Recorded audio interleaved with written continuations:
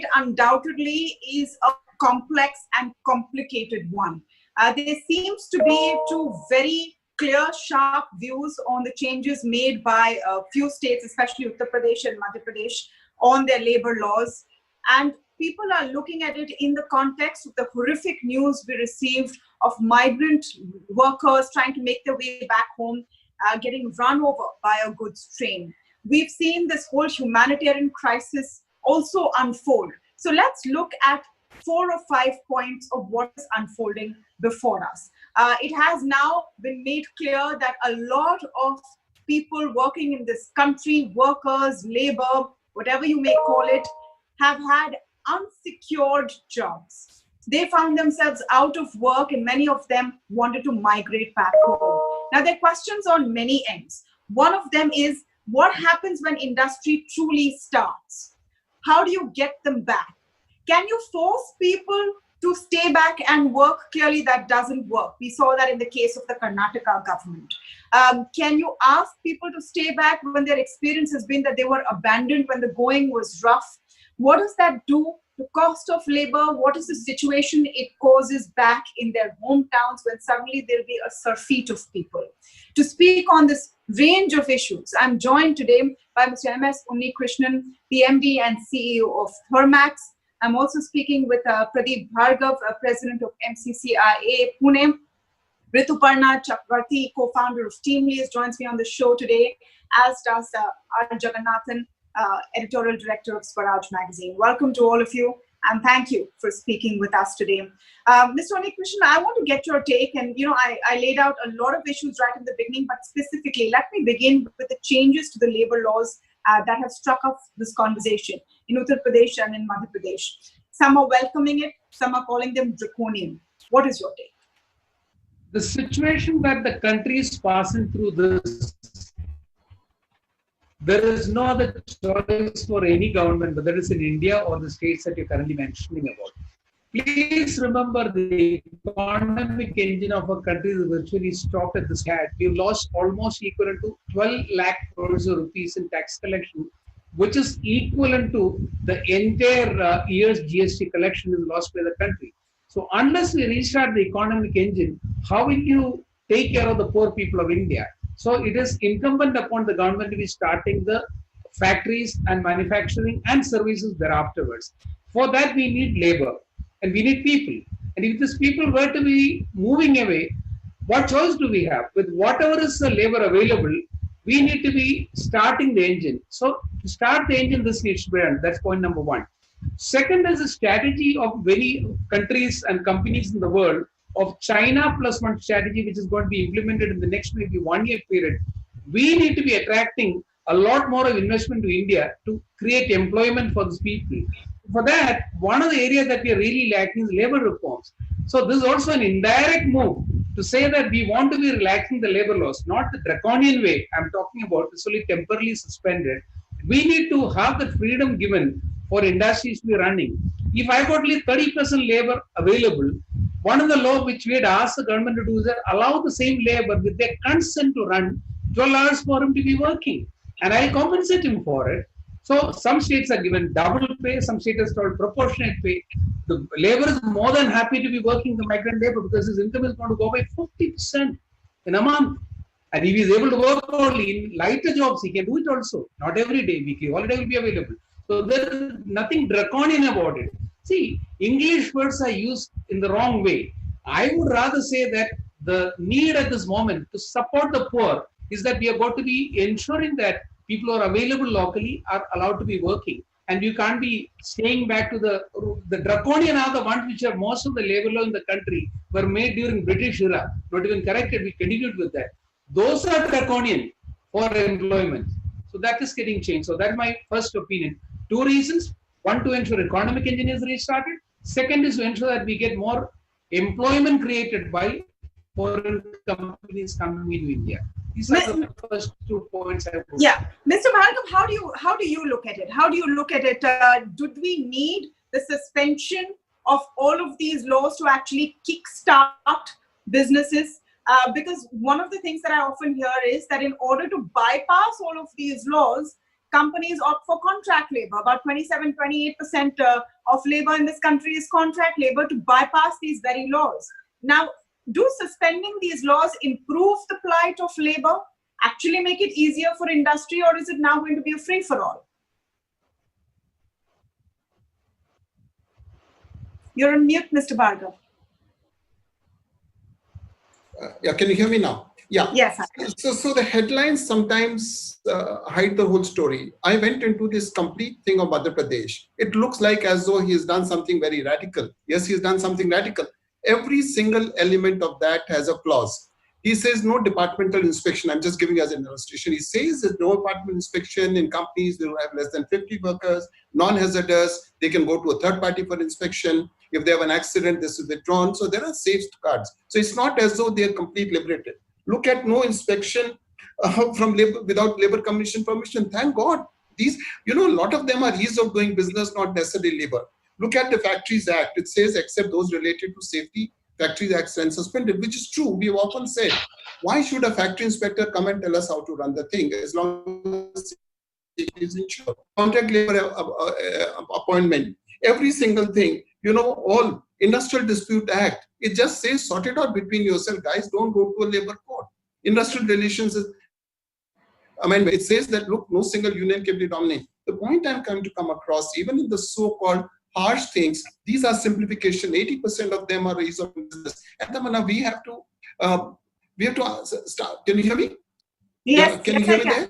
Yes. Yeah. So the other thing, somehow this belief that anything that is pro-business is by definition anti-labor is some myth we need to get out of. What is good for business is good for investment, is good for employment. Why should it be against labor? None of these things that have come across. Yes, you're right.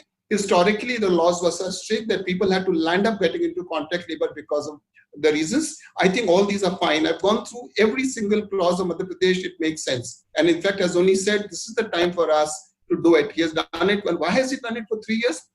Well, we needed a 91 crisis to change the economic reform. We have a corona crisis to take care of labor reforms. I would submit that. Okay, Rituparna, let me get your take in on what we are seeing. This has now been suspended for 3 years, and all the focus is on UP and MP. It's become about BJP-led states are doing this. The fact is that norms have been eased even in Rajasthan. Some will be eased even in Kerala. So all states are finding ways to sort of crank up the process. I know you have been pitching for a change in our archaic labor laws. How do we ensure that these don't become anti-labor? And let me just tell everyone that who's watching that labor laws are for everyone. If you have a certain image in your mind of who labor laws apply to, well, no, it applies to everyone who works in any kind of organization at any level. So, this is something that all of us need to pay attention to. And it's not just about migrant workers right now. Ritu, you want to come in on whether there is a check and balance still in the system that you see?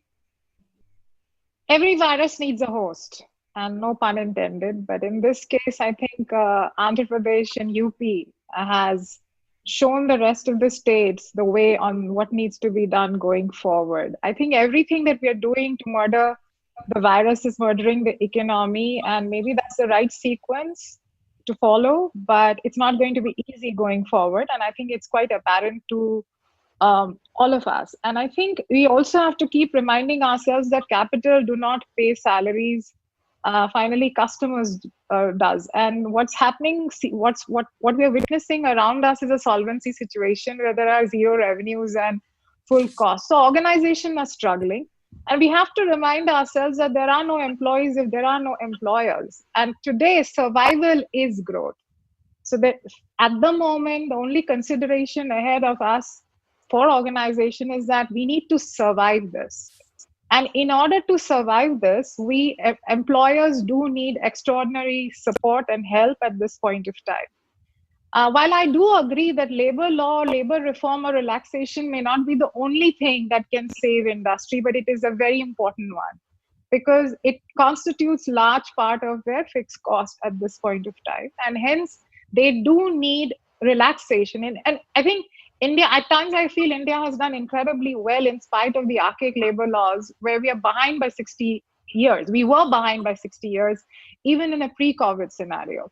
And I was getting worried because of the tonality of some of the notifications, advisories, the Disaster Management Act implementations, and the pressure it was creating on industries.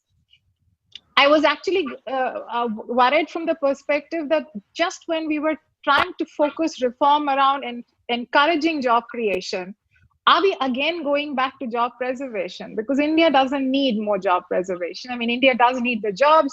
We need to look after our workers, and don't get me wrong on that. But whatever it is, whatever we can do to ensure that in future we continue to create jobs, it's a necessity. And at this point of time, a job, irrespective of caste or color, is more important than no job.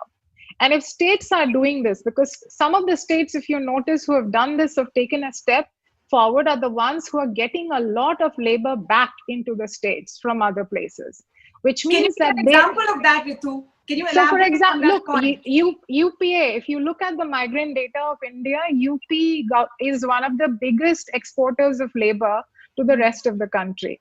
And UP will see all those labors, or witnessing all those labors coming back, which means they have to create local jobs, which means in whichever form they need to attract investments. They need to encourage entrepreneurs to make UP. And UP historically, I mean, whether we like it or not, wasn't a big location, attractive locations, which was where a lot of manufacturing activity was happening in any case, besides, let's say, what was happening in Noida. So I think I can understand. Same for Madhya Pradesh. Even Kerala. Kerala is getting a lot, like 10% of Kerala talent used to be exported out of Kerala. They were used to go out for Middle East jobs.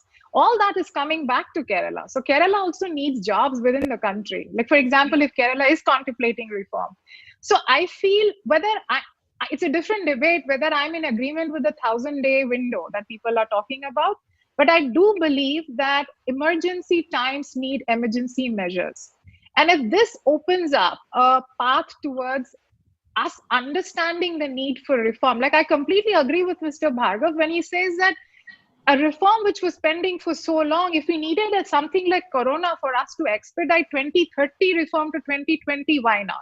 Like we've seen that in online education. And if we're seeing this in labor reform, it augurs well for the future of job creation. And the other point I wanted to mention is that, listen, finally, when normalcy is restored, we have to create a labor commission which focuses on the 27,000 compliances, about 444 state and central acts, and 1,400 filings under labor that organizations have to do, and compress it into one code.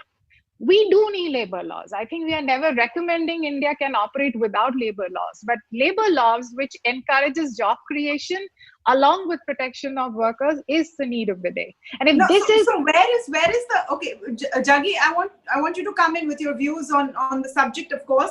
Now, where is the check and balance? And I asked this question to Ritu as well. Where is the check and balance on protection of labor as well? Because we saw what happened in the beginning of this lockdown. A lot of labor, and I'm using the word broadly, found themselves out of work, out of wages, without a roof on their head. And that has basically caused this immense humanitarian crisis we're seeing as well. So now you are finding a way to restart work, and that will restart employment. What about the other side of the coin? See, I think we have had 70 years of only checks and no balances. So what we really had was how not to deploy labor, how to avoid labor. We have an employer mindset that has been created over 70 years of draconian and unimplementable labor laws, where labor was always being substituted with capital and technology. Wherever possible, employers today prefer technology and capital. So that was your situation, which is why I like the UP situation, where you say, okay, these X amount of laws are not going to apply for 3 years, so that you start on a clean slate. Only these 3-4 minimal laws will apply. I think there will be problems where you have to improve, make some protections available. But unless you break the employer mindset that, look, labor is a headache for me, no matter what, that mindset has not been broken. Remember, we amended the Apprentices Act, made it easy for people to take on low, cheap labor relatively for training. Apprentice Act is the best way of skilling labor. But how few? We are barely into a few lakhs of apprentices. So if you are going to do homeopathic doses of reforms, you are not going to get anywhere. There is no way to unravel a Gordian knot. You can only cut it. So you have done that with UP and say, look, slash, gone. Now let's see if anything needs to be fixed. Let's fix them one by one. But let's not start with the assumption that we have to untie this knot one by one wrinkle at a time. It will not happen, because that will not change employer mindsets. We need an employer who sees a labor as an asset and not a liability. And that mindset change is very important before you get any kind of balance between, No, but how will this change labor mindset? How will this change labor mindset, and what is the, guard against labor exploitation? I don't think you're going to get some amount of exploitation. That's already happened. In fact, employers have found a way to keep a minimal complement as permanent labor and remaining a contract labor. So why do you think there are any great protection? So my point is, we are moving towards a gig economy where lots of jobs are going to come and go, and they're going to be seasonal. They're going to be that. What you need is to build in the protection, giving employers the right to shed labor when they are in deep trouble, as is the current case. In the last 2 months, nobody is under rupee in revenue. How do you expect them to keep labor on? I mean, if you have a labor law that says you can't sack anybody, there will be no company left to employ them up. Okay, Mr. Bhargava, I want you to come in. I want you to come in on the perspective of, if you see in practical terms, the very archaic laws were in place when the lockdown started. That hasn't helped either management or labor. These new laws, we'll have to wait and see whether it really kickstarts the process. The shortage of labor will continue to be a problem, isn't it? Ritu spoke earlier about how a state like Uttar Pradesh, which has a huge influx of people coming back in, needs to provide jobs for them. What about the places they left? Yeah. So here's the point. Just the way today, and I'll give you a parallel that you've discussed many times. We talk about liquidity as immediate crisis of MSME, but the basic problem is solvency. Liquidity is a short-term problem. Solvency, they're being viable. Same thing is true with labor. Today we talk about Ghar Wapsi. What will it do? Answer is, the new equation will have to emerge. The types of jobs that are going to be required are going to be very different. That location where they'll be required will be different. So Tamanna, here's the point. This mindset, business, etc.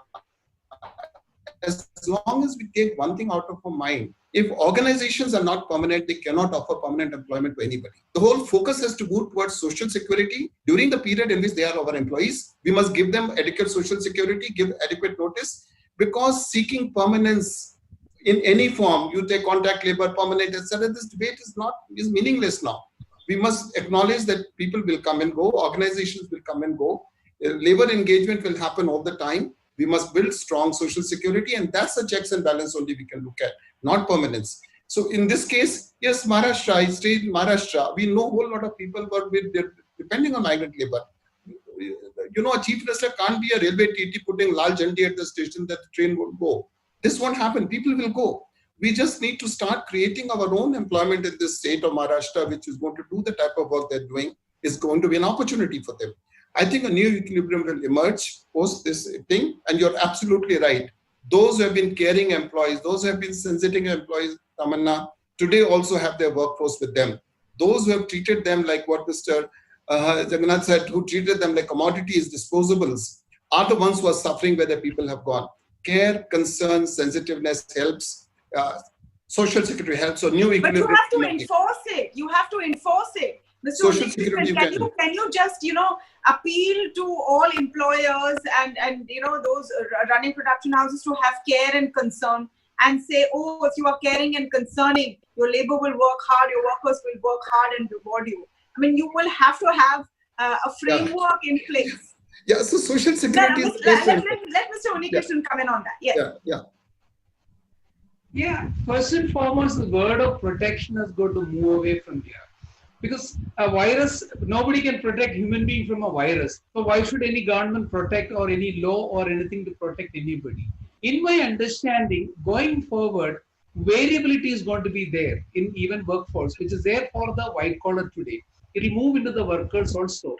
What is wrong in being in contract labor, provided based on what I produce, I get paid? So a contract labor of tomorrow, once entire thing is getting changed in the new era post-COVID, in my understanding, there will be people who can, as a contract labor, pay much more because he produces a lot more and he is willing to work n number of hours depending upon. So the variability is going to be coming in. Organizations are going to get ready for it also. Then the next question is, what will be the work culture there? In my understanding, I agree with Pradeep on one count. As a society, what we owe to people is the social security for the people at certain level and below. That is something which all of us are also working with the government to create a social security scheme. And it is at a very high level of discussion with the government of India. And I am sure we can securitize only up to a particular level, no protection. Let me remind you, we are talking about protection going, collective bargaining going, and coming with the social security. The society securitizes the livelihood of somebody or living of somebody. And then organizations creating employment where there is no collective bargaining and you don't hold me to a ransom. Let me give an example. An Indian working in the Middle East today is getting not even 1/3 of the salary we pay in a factory in Pune. And the same guy is going to come back to my home state of Kerala and he was willing to work the same way he worked in maybe Middle East. I give him a far superior living condition in his own home state itself and give him the salary that he got paid in the Middle East. So that's the way things are going to be changing. Next thing is the way we created is for livelihood. The villagers left their farming and came to the cities and created all the problem. Now we as employees will go to their villages and set up factories which are conducive for the ambience over there. So this reverse migration is not only the labor migration of what's going to happen for the next 3 or 4 months. It is going to be a permanent affair. You look at any developed nation, people don't migrate from the rural area to the city to get a job. The organizations do go there and set up their facilities. And with the gig economy having happened, the Japarna and team are really making it happen in the country already. Work from home is going to be the norm for majority of the work. Only the core manufacturing, brick and mortar system will have to be having centralized activity, which there will be locations available. So the entire labor market is going to change the color. And for that, I will go back to Charles Darwin. What he told is when there is this kind of nature turned against you, how will you survive? It is not the intelligence, intellect. It is not the sheer power. It is the adaptability. Those who can adapt to the change will survive. Is going to happen. And I'm so happy there are 2 chief ministers in the country who could think about what is adaptability needed in the labor area in the new era. So India has got to change and adapt. No, okay. India has to change. India has to adapt. India also has to take care of all of its people. Let's also look at these are real people who have really suffered. I tell all of you to also look at that aspect of things. Jaggi, do you want to come in on this? Because we have seen this humanitarian crisis unfold as well. Where does that work into all of this? We're talking about bottom lines. We're talking about employers. We're talking about, cranking up the machinery, them, casting off these archaic labor laws. But what about the fact that a large number of India's population needs to be employed? Yeah. We have a very different kind of demography. Yeah, absolutely. And that is exactly why you need these changes in the labor laws, because without these changes, you're not going to get the huge horizontal expansion of jobs at the low to medium skill levels, because that needs these kind of flexible labor laws. Why do you, for example, today have an aggregator app? Because people do not want to have fleet companies where drivers are employees of the company. So the driver is an independent contractor with the Ola and Uber. Okay, so employers today know that they can't last forever. So because the average Fortune 500 company is from 60 years, it's come down to 20 years. So even the biggest of companies are collapsing under the weight of competition and other things. So they need flexibility. So our real challenge is something else. It is the middle level, middle skill jobs that are going to be completely hollowed out in the economy. So basically the real threat to jobs is the jobs in the middle skill, middle level jobs, which are going to hollow out across the thing, because technology can replace those jobs. I mean, tomorrow you don't need to go to a bank, you don't need to go to an ATM, you don't even need a credit card, you operate through a phone. So why do you need that entire middle structure of guys sitting in offices and other things? So banking is going to hollow out, IT is going to hollow out at the middle level. You don't need a plain Java coder, you need somebody doing AI. No, but who, for example, let me get at the bottom, there is going to be a lot who's going to build your cities? Who's going to build your infrastructure projects? Who's going to work in your factories and your plants? Who's going to do all of that work? And what are you going to do with people if you mechanize all of this? Are we thinking, on the broader picture, are all of these jobs in production going to move to where these workers have moved now? Yeah, I think that's what's going to happen, because I think you're going to see that today, for example, you can have a small enterprise doing 3D printing sitting in a place in Uttar Pradesh, a small town, and printing out certain things. You can even build homes through 3D printing. So everything is going to get move away from the big cities. It can move to where it needs to move. So small enterprise, small number of employees, that's the way employment is going to So in go. that case, Ritu wanted to come in. In that case, Ritu, then in the big cities, from where a lot of this workforce has now moved and in distressing conditions, and I think we should comment on that as well. Do you think then costs are going to go up there? So I think a couple of quick points. I think one is that when we are talking about the distress that has been caused to migrant labor, we have to remind ourselves that 84% or 88%, whatever the number is, of India workforce is informal in nature. And a large part of the migrant workers that we're talking about who suddenly felt jobless because they were daily wages, they were into casual work, actually falls in that category, which means in any case, they were under no protection, honestly, without labor laws. So they were exposed irrespective of COVID and the changes that have happened. I wanted to bring in that. The second is a very important point. Yes, there will be a vacuum created in the cities, which were job magnets earlier. Because yes, whether you name whether it's an e-grocer or whether it's a manufacturing unit, they were dependent on migrant labor to the tune of 30 to 50% sometimes. And yes, there will be a temporary phase where I expect wages to go up, because there would be a shortfall of labor. However, there is a silver lining here. Just the way this entire situation has ushered in some really bold labor reform moves, the agenda of urbanization of India suddenly can also come to the fore. India has very few cities, and that's the reason you can see the kind of stress that's being caused to the cities, because they are not capable of handling the kind of inbound migration that is happening. Now, if the states like UP, Madhya Pradesh, Kerala are making themselves job magnets, investments, the organizations who are currently rushing to a Delhi, Bombay, Bangalore, Chennai might actually go into the hinterland. But of course, that has to be backed not just by labor reform, by access through airports, access to capital, access through 24/7 power. But this might usher in that change as well. Just the way we saw change in labor, we might see change. And I'm optimistic, honestly, about the future, because a lot of stuff which we have been discussing and talking in debates in forums might actually start happening now. And that has positive outcomes for this country. There will be a short phase where we will be in pain, but we'll probably have to weather it for greater outcomes. Well, I hope at the end of the day, we do have more work restarting, more factories restarting. Lax labor laws or this flexibility cannot be an excuse for not, making sure and ensuring basic rights. It possibly will not happen because it will be counterproductive at the end of the day. You will then not have enough labor to come in and do your work properly either. I'm pretty sure we will have governments all around the country also sitting up and taking notice of the humanitarian crisis and finding ways to mitigate it. Let's hope we can find a more productive middle path going forward. Thank you, all of you, for joining us.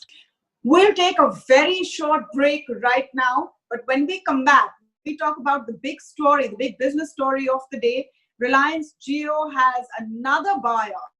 What really is going on in this conglomerate?